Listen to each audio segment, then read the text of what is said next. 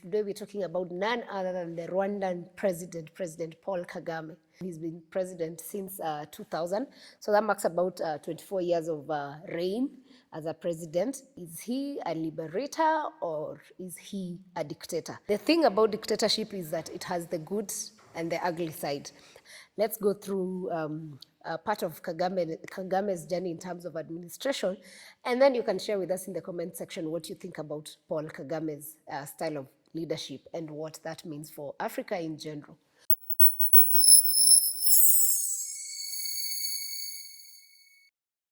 Hi, and welcome again to the Alpha House. Of course, you can see we have a new setup because we like keeping things switched up, just because we can give you, our viewers, a good space to also enjoy what we do, and that is create content. So today we're looking at a very interesting personality and country, and today we're talking about none other than the Rwandan president, President Paul Kagame. President Paul Kagame is admired by many and also probably has equal number of haters because of his style of leadership. And so it begs the question, is he a liberator or is he a dictator? So he's been president since 2000. So that marks about 24 years of reign as a president. And Rwanda as a country has a population of about 14 million people. So it's not a very huge country, so to say. If you were to compare, let's say, with Kenya, Kenya has a population of 52 million. Rwanda has 14 million. So relatively average, small country. But it's not small in terms of its economy and in terms of how it operates or in terms of the president. It's just the population. So before becoming president, Kagame was a military officer, and he previously was a commander of it's called the Rwandan Patriotic Front, RPF, which was a rebel armed force which invaded Rwanda in 1990. And also before becoming president, he served as the vice president and minister of defense under President Paul Bizimungu. Rwanda people, I hope I pronounced that right. I'm not certain. So that is from 1994 to 2000. That's for a period of 6 years.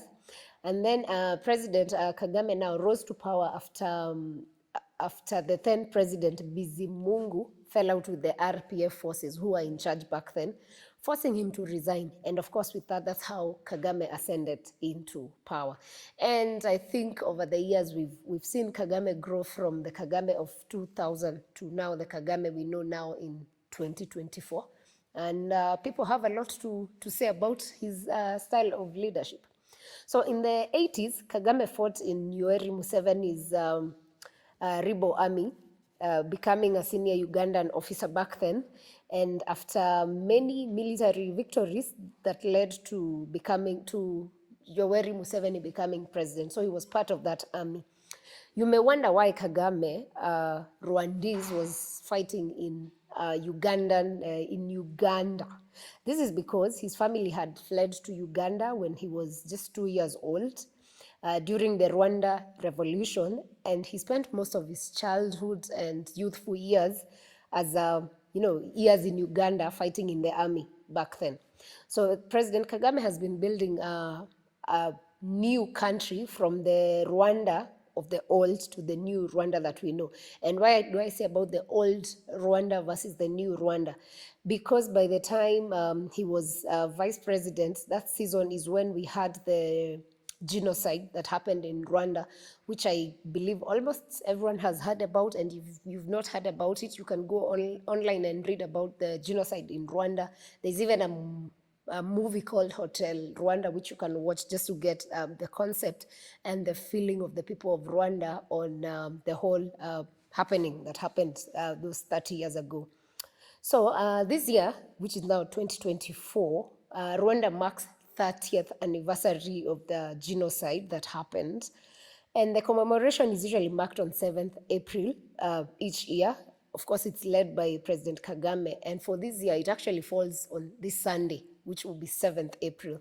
So we can hope, we're only waiting to see what Kagame says about that, and also the fact that that's 30 years.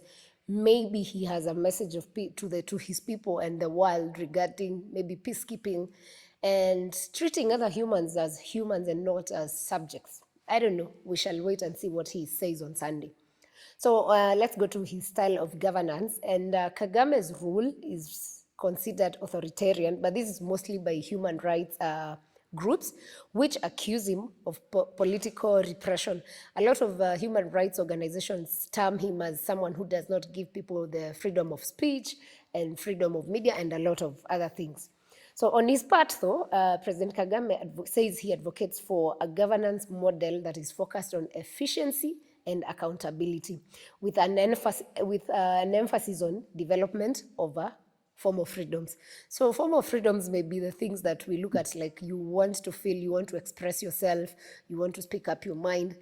But he says it's better to have a country that is more development oriented than just having freedom of speech and then maybe not have a country that is functional. I don't know what you feel about that. You can share your thoughts with us on the comments section also. So human groups accuse Kagame of killing and jailing critics of his government, which has resulted in a number of political refugees. And the other key thing that most people look at, and maybe the world and everyone across the world agrees, is that media freedom is of essence because media informs, media educates, media entertains, and all those functions that the media plays. But however, they say that press freedom is often criticized in Rwanda, and where journalists critical of President Paul Kagame and his ruling party go against or critique him, then they've been jailed. Others have disappeared or turned up dead throughout the 24 years that Paul Kagame has been in power. So according to the Committee to Protect Journalists, that's CPJ data, it says that about 17 journalists have been killed in Rwanda between 1992 and 2024, which, if you were to be critical about it, that's a huge number because it's almost a journalist is killed every year, which is not a good thing. I don't think killing people because they express or critique your style of leadership is something that anyone should be pushing for. It's let people speak their minds and you do what you do. You're president, you have power to do other things. So it's good to be critical because, again, they may critique you and maybe you learn a thing or two or you improve on your style of leadership. That's just my take, though. So independent investigative journalists have also not been spared either. And one of the most recent cases that was hit news across the world was the case of John Williams Ntwali, who was an editor of the Chronicles newspaper, who died on 18th January 2023. That's about a year and 3 months ago. And in terms of investigation, we really never got to find really like what happened in details, and nobody was punished for it. So Ntwali was killed when on a speeding vehicle rammed a motorcycle he was on as a pillion passenger. So with that happening, a lot of critics and people came out to say that he was killed by government mercenaries because of his take on different issues about the president and critiquing him oftentimes. So in 2017, now moving to other political issues around that, Rwandese people voted in a referendum that amended the constitution twice to give President Kagame leeway to run for 2 more terms, meaning that Kagame could be in power until 2034. Remember, Kagame has been in power now since 2000, and now we're in 2024. So that's a period of 24 years. So he's been in power for 3 terms of each 7 years. And that is what now they rechanged in their constitution to add in 2 more terms, each of 5 years. So Rwanda has been termed as the Singapore of Africa by different people. And this term didn't just come because we admire Singapore as Africans or because Rwandese people admire Singapore. It's because President Kagame has prioritized national development by launching different programs which have led to development key indicators which have been on health, education, and economic growth. So health, which has been major and has become like a place where people go for benchmarking for it, is the project on Zipline drone project, which was launched in 2016.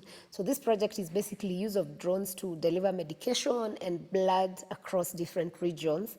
And this has reduced mortality rates, improved lives, and better utilization of government budgets. This story has been told, and even I think Kenyan MPs at some point visited where this drone project works. So basically, because a lot of African countries may not have good roads to deliver services. So they introduced drones so that if someone is sick in a village which is, let's say, like 50 kilometers or 100 kilometers away and the access is bad, then medication is delivered to these places quicker and faster. So that project has been termed as a key success and continues to gain a lot of mileage for Rwanda and for President Kagame in particular. In terms of education, he launched a project that's called the One Laptop Per Child program, which is a key project that aims at enhancement of education through introduction of technology in primary schools. So kids are introduced to gadgets while pretty young, which is what a lot of developed countries and even third world countries have, but it's mostly in the town setup. So this project was set up to be launched even in the interior of places where kids do not have that access. So that's a project that has done well. And the distribution has actually, has a deployment of about 269,116 laptops in 933 schools. So that's a major growth and a key achievement for someone, especially in the education sector. And I believe this is something that also as Kenyans, a past president tried to launch. We may not talk of its success as much, but also something is going on. So I think Rwanda did well that by itself. Another major thing that a lot of football fans speak about is the Rwanda project of marketing Rwanda, a country, as a tourist destination. And how did Rwanda do this? Rwanda has sponsored the Arsenal Football Club jerseys to date, and Rwanda has their country has the jerseys written on, at some point it was at the front, which was Visit Rwanda. Now it's on the side of the jersey. So this is huge for marketing, because EPL is played almost every now and then. It's annual. So everyone is able to see and, visit Rwanda depending on what they sell. So that has been big for Kagame, and it pushed the country really a mile high in terms of what they do. Something else celebrated is his inclusion of women, or his campaign to have more women. Rwanda is the first country in the world with female majority in parliament, with 61.3% in the Chamber of Deputies and 37.4% in the Senate, which is an achievement that he takes pride, like huge, because it's the first country to do that. And it's also, considering the population of women is higher than men, then if you have more women, it means you're doing well in terms of inclusion, because gender equality and equity has been a question of discussion across the world.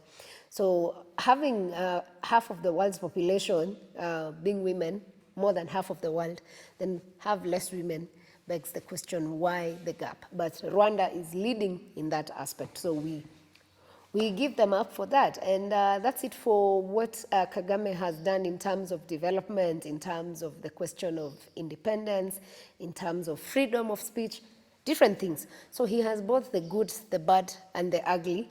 And this good, bad, and ugly is what has made a lot of people call him a dictator, while others say he's a liberator. But is living under Kagame's government an African utopia? Like, is his influence and what he does something that, could push Africa or Rwanda to the next level? Maybe you could share your thoughts. I feel he may be a dictator, that's just my opinion. But he's a good dictator pushing the country for better. The thing about dictatorship is that it has the good and the ugly side. I think for me, I look at it, if you can make a dictator and then make a good dictator who does better for a country, then so be it. But then if we have democracy, but there's nothing to show for the democracy, then it's just a waste of time and just stating that you have freedom. So so it depends on where you stand and how you look at it. That's why societies exist, so that we all keep looking at it, and if something works for you, then pick it up. If it doesn't, look for other ways of governance, maybe as a country. But for Rwanda, that's the story.